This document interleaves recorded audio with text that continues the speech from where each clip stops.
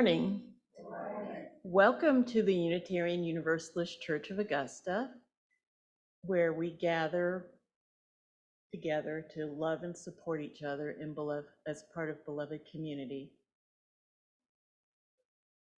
Let us acknowledge that here in the CSRA, we reside on the lands of the Westo people, the Savannah River Shawnees, and Yuchi peoples of the Muskogee Confederacy. For those of you who don't know, my name is Cheryl Martin, and I am part of the worship team. I go by pronouns she and her, and I am very glad to be creating this moment with UUCA member Tim Hunter, and as well as musician Robin Macy, and all of you here today. Welcome. I see a number of visitors. Welcome, welcome, welcome. And if you'll notice, there's like a blue card in front of you in the pocket in the chair in front of you. If you would please fill that out, that'll help us keep in touch with you and help you be more connected with us. Please feel free to say hello after the service. We'll know you by the orange name tag. Whether you're here for the first time or the 1000th, I sincerely hope you get what you need here today. We have a number of really cool things going on. Number one is everyone's invited to our Thanksgiving meal. If you're interested, please join us in joining us for great food and community that day. Please fill out the sign out sheet, link through the announcements on Realm, or follow the link listed below. That following Saturday, on November 26th, we're going to do our annual hanging of the greens. Anyone who is willing to help, please join us at 11 a.m. We'll have some homemade cider to share, but if folks want to bring other seasonal treats, you're more than welcome to do so. As in years past, our congregation will be helping community agencies provide Christmas gifts for their clients. This year, we are working with Child Enrichment. We will have the list of ages and requests soon and how you can help. The gifts will need to be collected by December 9th. And now, let us enter into our time of service.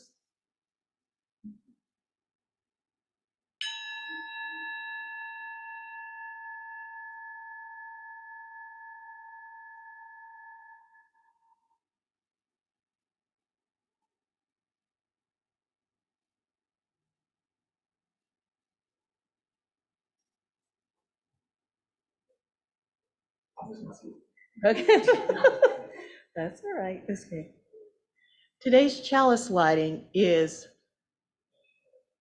entitled "For Those Who Serve" by the Reverend Dr. Cynthia Landrum, in honor of those who have served and those who continue to serve at home and at abroad. For peace and in war, we light our chalice and we offer our thanks. Morning. Our opening hymn is "My Life Flows On in Endless Song," and the words are different from your hymnal, so I would advise you read the screen there. Thank you.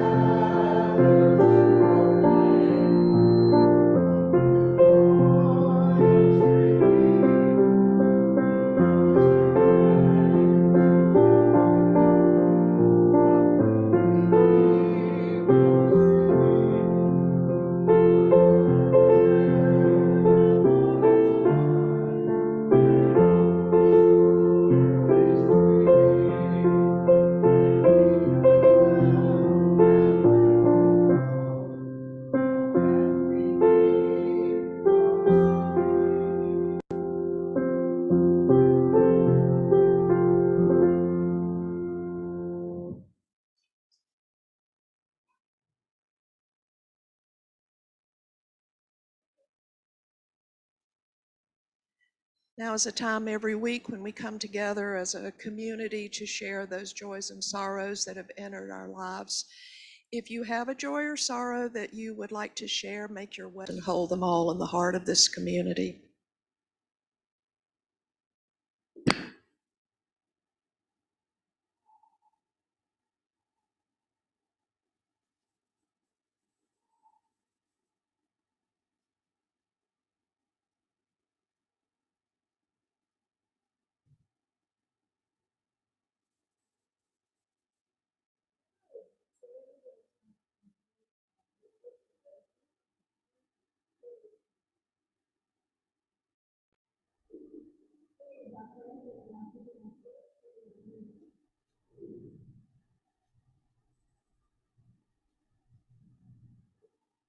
There we go.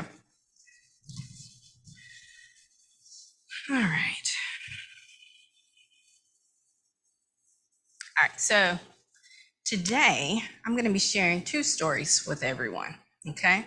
So both stories are about a boy and they're about a tree. And both stories are about sacrifice.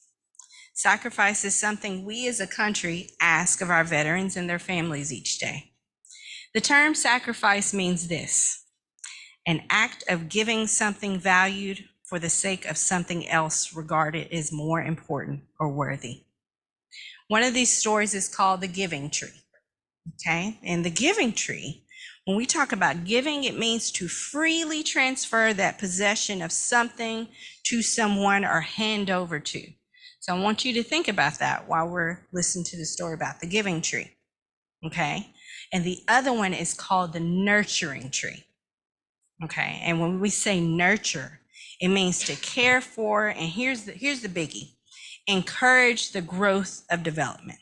All right. So let's start off with the giving tree. The Giving Tree by Shel Silverstein. That's okay.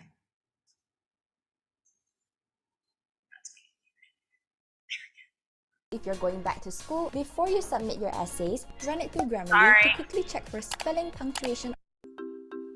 Once there was a tree.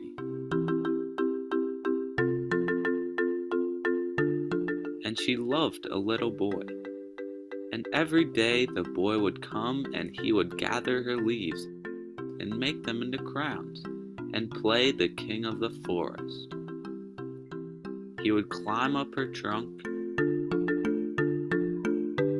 and swing from her branches and eat apples.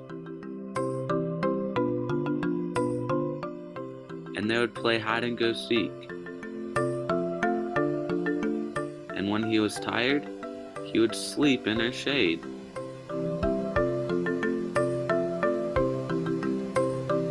And the boy loved the tree very much, and the tree was happy. But time went by, and the boy grew older, and the tree was often alone.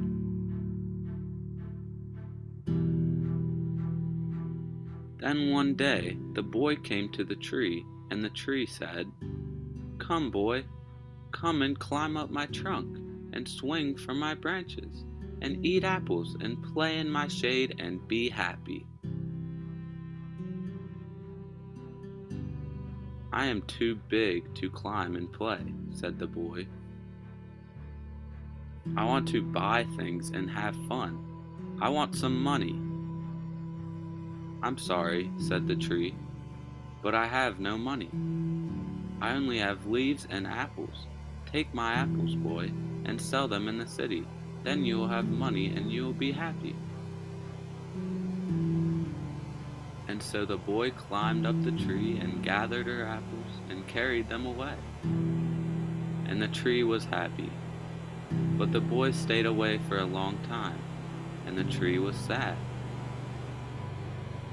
And then one day the boy came back, and the tree shook with joy, and she said, "Come, boy, climb up my trunk and swing from my branches and be happy." "I am too busy to climb trees," said the boy. "I want a house to keep me warm," he said. I want a wife and I want children, and so I need a house. Can you give me a house? I have no house, said the tree. The forest is my house, but you may cut off my branches and build a house. Then you will be happy.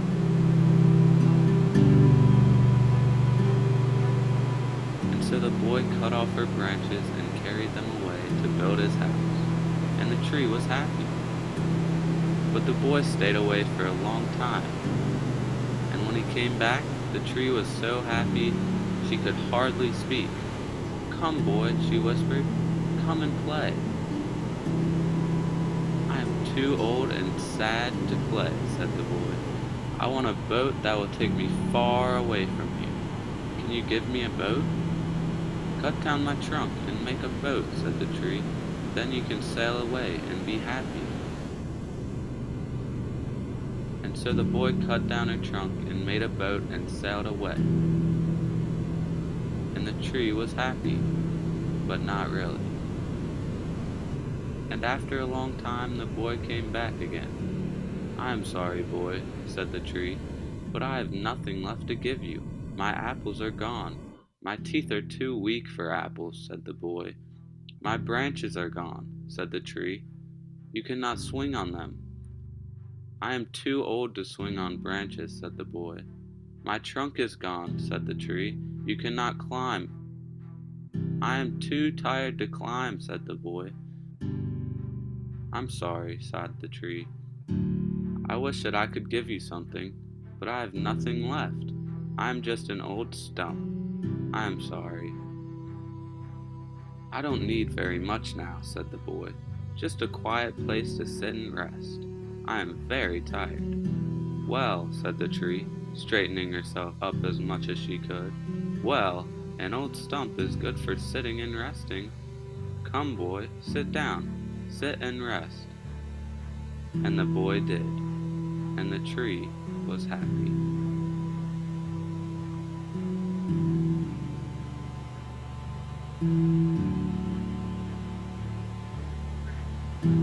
So that was the story of the giving tree.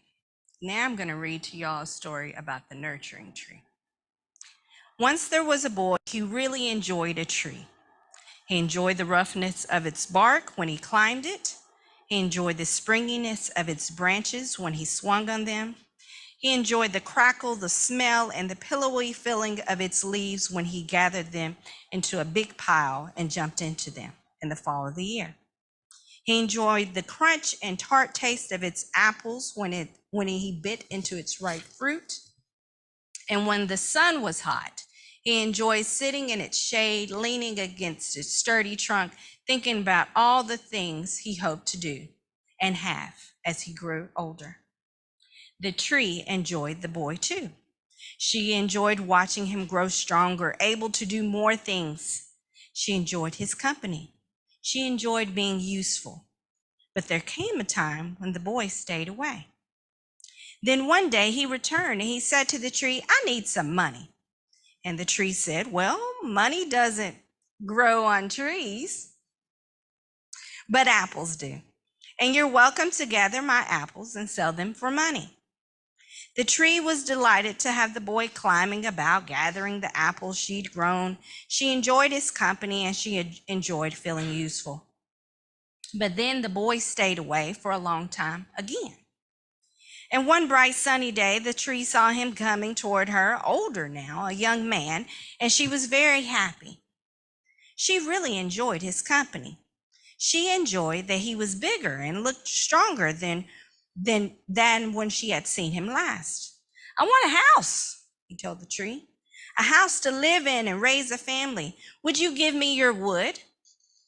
I'll give you a few of my branches, she said, and you may ask my neighbors for some of theirs. If I gave you all of my branches, I'd have nothing to support my leaves. Without leaves to turn sunlight and water into food, I would die. But as long as you take only a few of my limbs, I can grow others. So you're welcome to a few. The young man thanked the tree and chose a few of her branches to make into lumber for his house. And he also asked her neighbors, who gave a few branches here and there until he had enough. Then he built his house and enjoyed it and was gone for several years again, until one day the tree recognized him coming toward her, a man in his middle years now, looking healthy and having good energy. And he said to the tree, "I've been thinking that I'd like to have a boat to sail on the lake, and I'd like to have your trunk to use for a hull." The tree liked the man very much, had liked him since he was a small boy, climbing her trunk and diving into piles of her leaves. But she liked herself too, and she said, "I like you a lot. I've enjoyed you for years, but I have good reasons to say no to your request. First, if I gave you my trunk, I would die.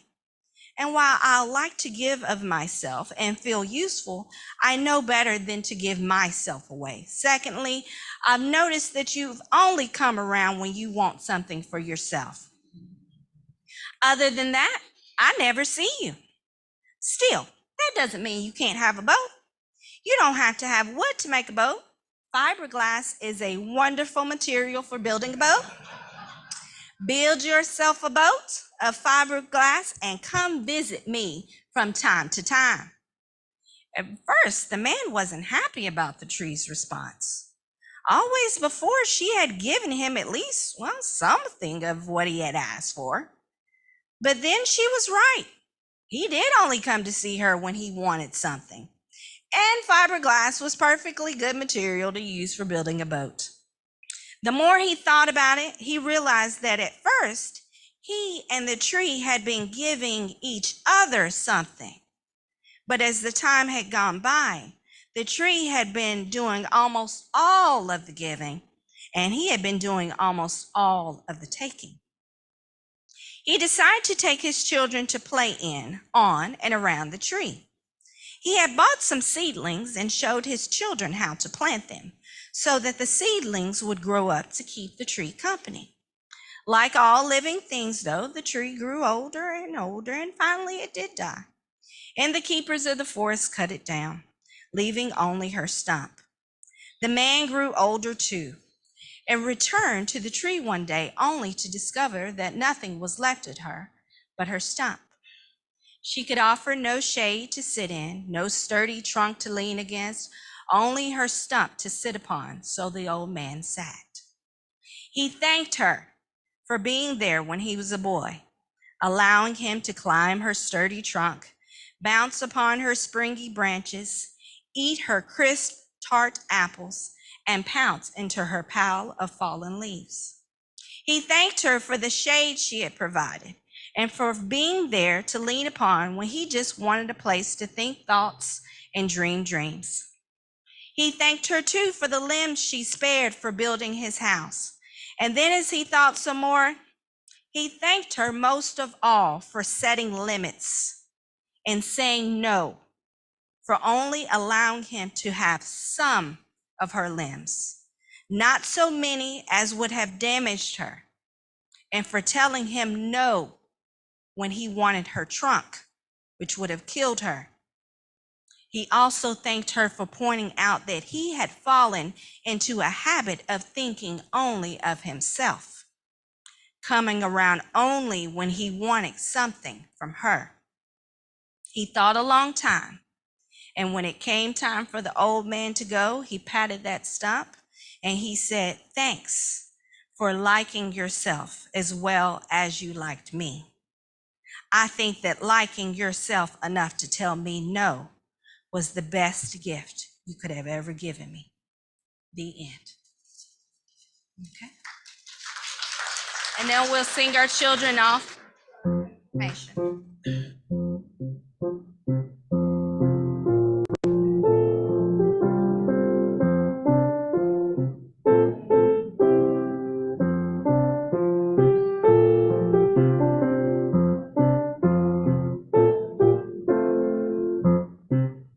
The Giving Tree by Shel Silverstein. Once there was a tree.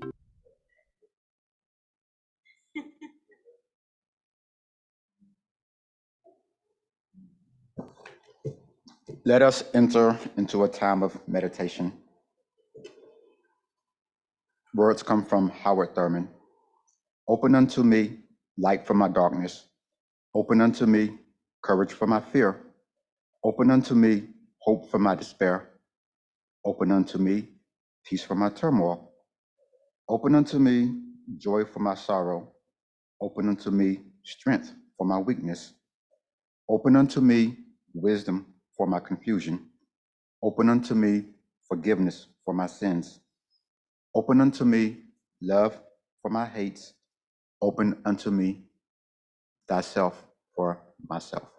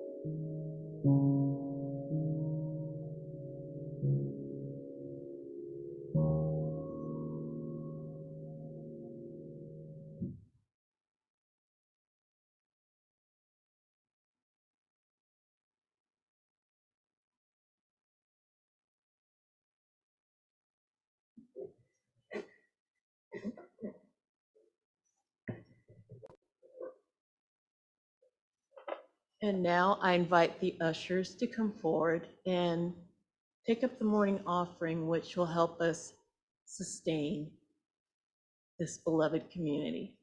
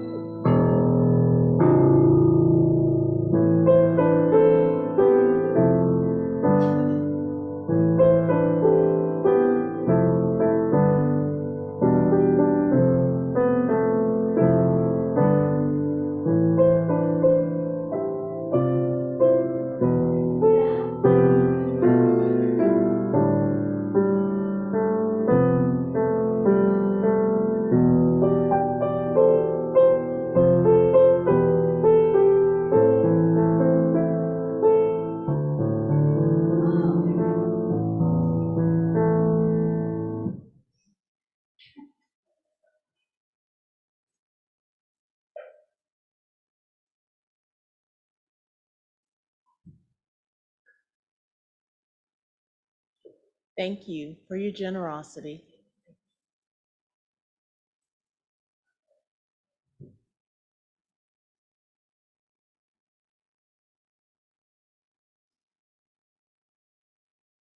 Good morning.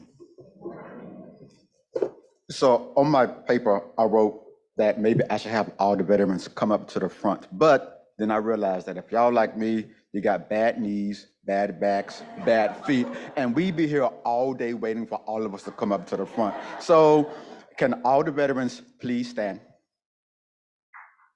And let's give them a round of applause.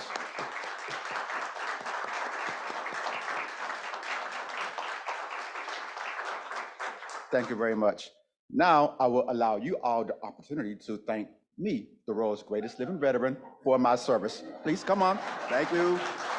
Thank you. Thank you. Thank you very much. I greatly appreciate it.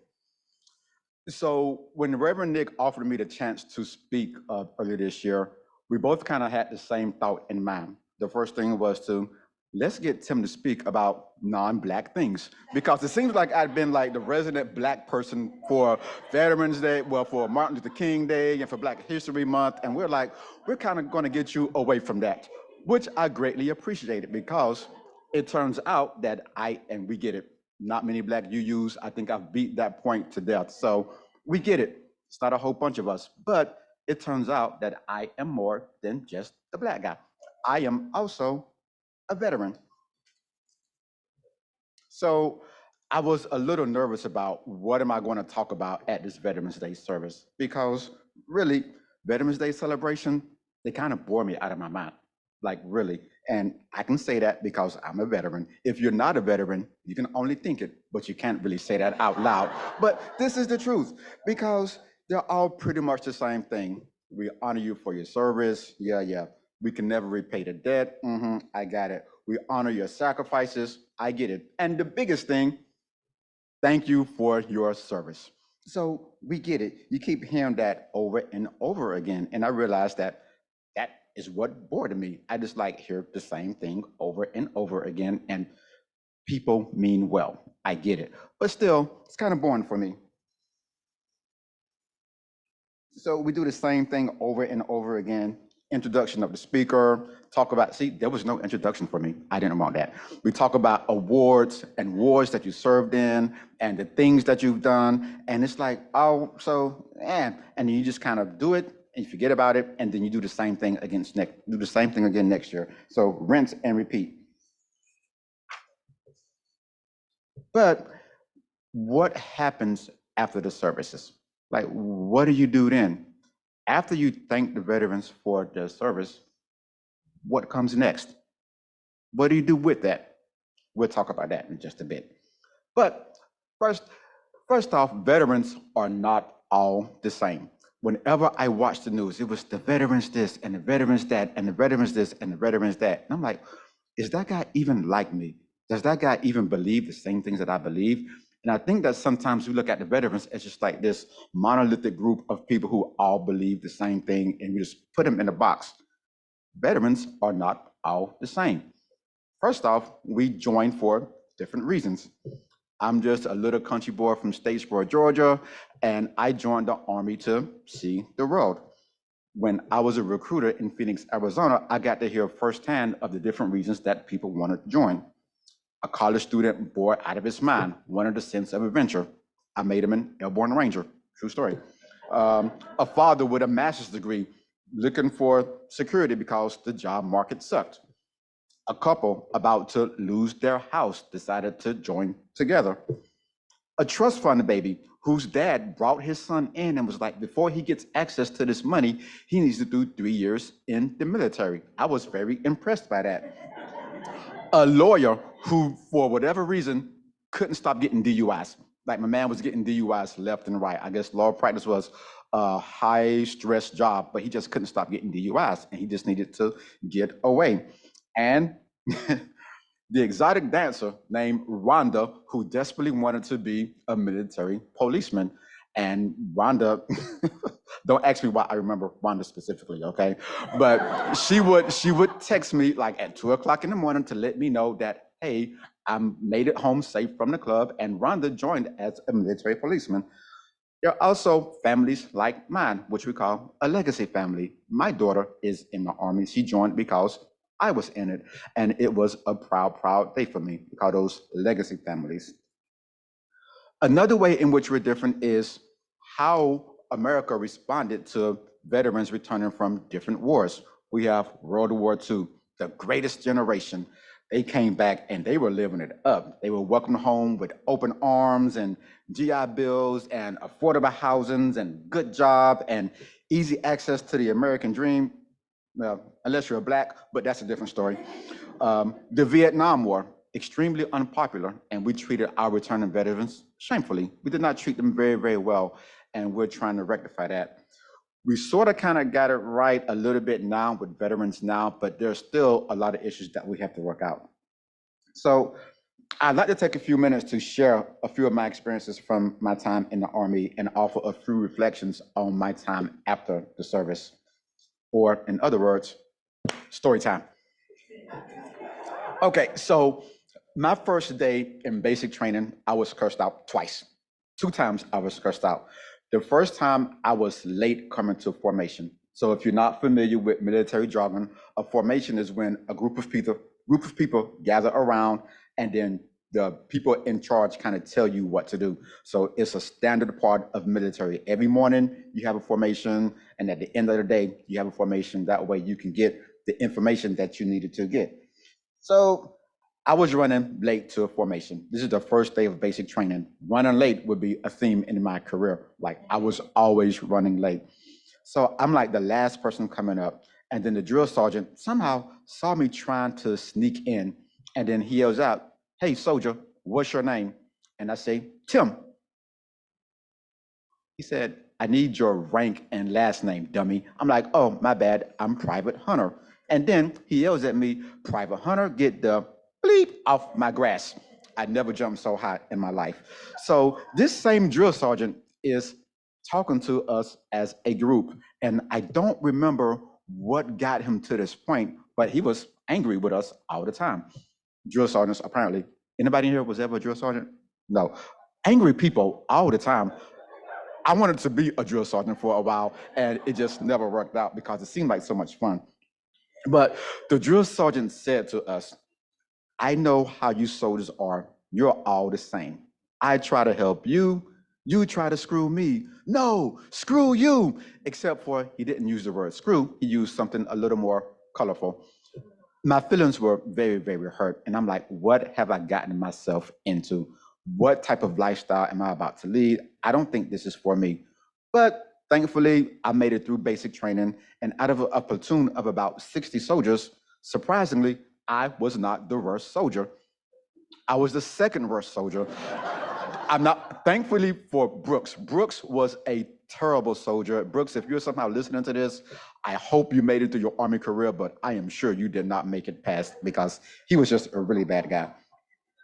Not a bad guy, but a bad soldier. Basic training instilled something in me, though. And even though I wasn't the best soldier, I forged relationships that still last to this day. And I'll talk a little bit more about relationships in a minute. Another story is about a bird named Tim. A bird named Tim. My wife gave me a look. This was 2004, and I deployed to Kuwait from Germany, and I was supposed to have a pretty easy deployment, as easy as they get. Kuwait was a relatively safe place compared to Iraq at the time, and I was going to spend my time in Kuwait from base to base. We provided communications for the higher headquarters. It was inconvenient, but it was safe until I got a call telling me that, "Hey, Sergeant Hunter, you and a group of 11 other soldiers are going to be traveling to Baghdad, Iraq." 2004 in Iraq was not a fun time. Crap was hitting the fan, and they needed some extra communication stuff. And somehow I was selected, picked. I don't know if my name was put in a hat, but we had to go to Iraq. And it was going to be a tough drive up there. And at the time, it was a mess. And driving in Iraq was a dangerous proposition. So I called my wife, and told her that, hey, I'm getting ready to go to Iraq. And then she reacted the way that she reacted. And her mom got on the phone and was like, well, what did you say to her? Well, I told her that I was going to be going to Iraq. Her sister, who I was like very close to, had gotten a bird in honor of me, leaving. And the bird's name was Tim. She named the bird Tim. And right before I went to Iraq, Tim died. True story. Tim died right before I went to Iraq. And if this was a movie, this would have been terrible foreshadowing because Tim was not going to make it out of Iraq. But fortunately, even though RIP, Tim the bird, clearly I made it through, but it was such an emotional time. And it freaked me out a little bit too. I'm like, curious. And Alice felt so guilty about naming the bird Tim. She thought that she had doomed me forever. At the end of this, if you guys remind me, I'm going to tell you a story about a man who accomplished the greatest feat I'd ever seen accomplished when we were leaving Iraq. But that'll be at the end. I consider myself a pretty normal guy. I think typically I got out of the Army unscathed. I made it through my career. I did what I did. I wasn't the best soldier. I wasn't the worst soldier. I was just like, man, I never really wore on my sleeve that I was a soldier. It just kind of like, it's what I did. There's some people who get really, really wrapped up in their identity being in the military. And that's cool. Different things for different people. I didn't think I was that guy until I got out of the military. And then when I got out, I was a little shocked at how depressed I was, at how sad I was, at how much I missed something that I thought, well, there's no way a normal person could miss that. Why did I miss getting up at 5 o'clock in the morning to go outside and exercise in the cold weather and up in New York in the freezing cold weather? Why did I miss deployments? Why did I miss field problems? Why did I miss these things?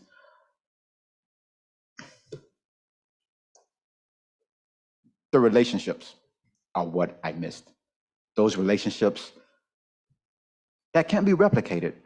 There's something about going through the experiences of the military that you can't get any other place. And it really, really forges a bond. And you know that only you and a small percentage of people in the whole world will ever share those experiences. And I missed that a lot. But then I came to realize that just because I'm not in it doesn't mean that I don't have those memories and I don't have those experiences. And those shared experiences are ours, whether I'm in or out. Two of my best friends are still in, Master Sergeant Butcher, Major Mustin. My other best friend in the world, for Sergeant Badillo, he's retired like me. So we're a bunch of old guys, some retired, some still in. Nothing will ever change those experiences that we have with each other. But I do miss it sometimes when I'm in my uniform and a little old lady will come up to me and say, thank you for your service.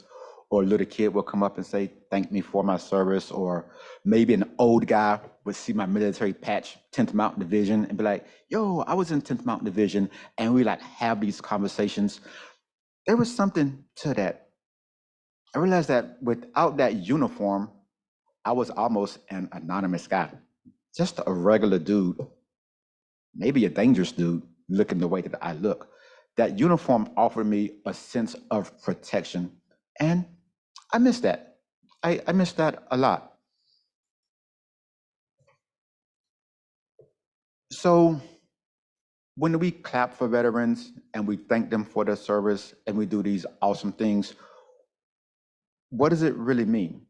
What does it mean to you? Have you done your patriotic duty by thanking someone for their service? Have you fulfilled an obligation by thanking one for their service? Did you make a veteran feel better by thanking them for their service? What do you mean when you say, thank you for your service? Like, truly, what does it mean? Is it just cliche, something that you heard, and now it just seems like the politically correct thing to do to thank one for their service? I've often wondered what it meant. Even as I was basking in the glory of people thanking me for my service, sometimes I wonder, what do you mean by that? What's your deal? Is there something behind this? Are you saying, "Whew, I could never do such a thing"? Are you saying that, guess you weren't smart enough to get into college, so you had to do something"? Are you saying, I'm sorry, you had no other choice but to join the military? I used to somehow view thanking me for my service as a sympathetic meaning, and it didn't make me feel good. But I've had time to reflect on that, and there is nothing to be sympathetic about, at least my service for. I've been to more countries than people have been to states. I've partied in Spain and Greece. I've stood in the Sistine Chapel. I've snowboarded in Austria. I married a hot German chick in Denmark. My kids have been to the top of the Eiffel Tower, seen the Mona Lisa in person, been on bullet trains in Europe, had the best baguettes in France, been to the Grand Canyon, Niagara Falls, Pacific Ocean, Atlantic Ocean. Not too bad for a little country boy from Georgia. So after some reflection, I finally gave myself some grace. And I finally did something that I'd never done before in my life. I thanked me for my service. If you guys saw that ridiculous picture when you came up here of me, of the order of service with me over the hand of, you guys recognize who that was, that statue? I feel like I'm back in class now. Who was that guy who I was covering up? Anybody know? You guys say it again? Okay, so if you're in my class, you get a piece of candy. So that was Saddam Hussein. So I show some of these pictures to my students, and it's really funny because one of the units that we study is Southwest Asia, and we talk about Iraq and Afghanistan, and I show them pictures of the places that I've been, and they think it's fascinating. I was showing some pictures, and one student said something to me that offended me and also made me feel good at the same time. She was like, "Mr. Hunter, I'm confused." I'm like, "Well, what is there to be confused about?" She was like, "When were these pictures taken?" I said, "About 20, 15, 20 years ago." And she was like, "How old were you then?" I was like, 20s, 30s, I don't know. And she's like, "Well, how old are you now?" I was like, "I'm 44." And she said, "Well, Mr. Hunter, why do you look like you're in your 30s now, but look like you're in your 50s in the picture?" I said, "What, little girl, you about to..." Very, very conflicted. Did you compliment, or I don't know what was going on with that. I told her to get out of my face before I have you doing push-ups in class. So I'll end with the story of the greatest feat that I've ever seen. So we were leaving Iraq in 2004. We were happy to be getting the heck out of Iraq. My truck was carrying all of our equipment, and somehow we were last in line. I think that was our problem, but whatever, no one listened to me at the time. So we shouldn't be last because we were the slowest vehicle, but we were last. So we're leaving at dark 30, meaning in the middle of the night to get out of Iraq. And we're super, super happy about this. My driver, God bless him, that I won't say his name, Newman. So, so Newman was driving and I was, on the side. And so as we get about 2 miles into it, he was like, "Sergeant Hunter, I got a problem." "What's going on, man?" "I have to use the bathroom." I said, "Well, tough cookies." She's like, "No, but I really, really have to use the bathroom."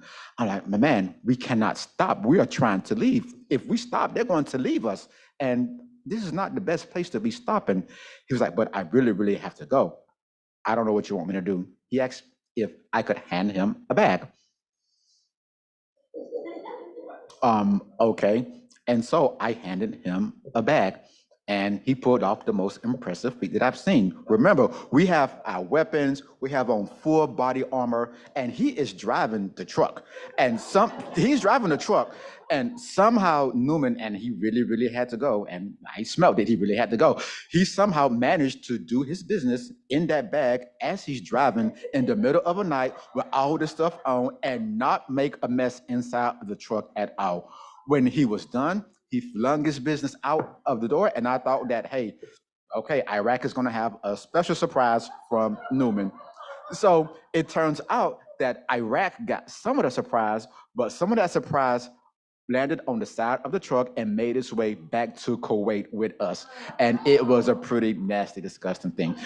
But I shared this story for the first time with my daughter when I was subbing for one of her classes. I shared this story, and I tell them, I say that story to say this, is that if Newman can somehow poop in a bag going out of Iraq with all of this extra equipment on, with the potential for bombs and shots coming in, if he can do this and not make a mess, then you can do anything. So if you think that you can't do something, think of Newman pooping in a bag in Iraq. Thank you very much.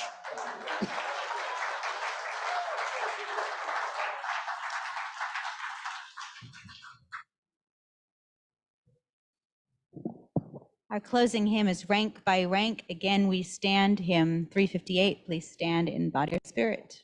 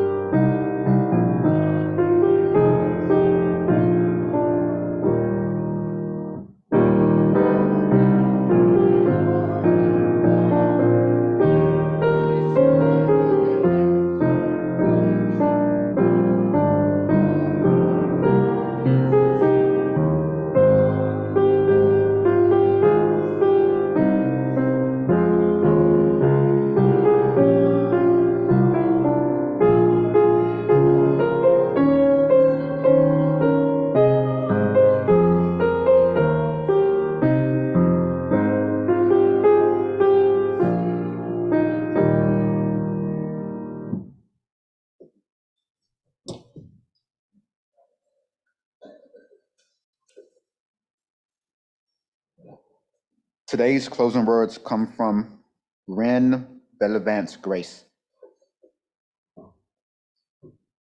Be with us as we honor our veterans of wartime. Teach us how to care for those who have borne arms in our names. Be with us as we honor veterans of peacetime. Teach us to care for all who step forward, even without certainty that all will remain calm. Spirit of love, war is never holy. Help us to remember that each of those who are called to service is a beloved soul. Be with us as we strive to create a community that is good and safe enough to welcome them home. Help their souls to heal, that they may know themselves to be both holy and whole. Blessed be. Go in peace. Amen.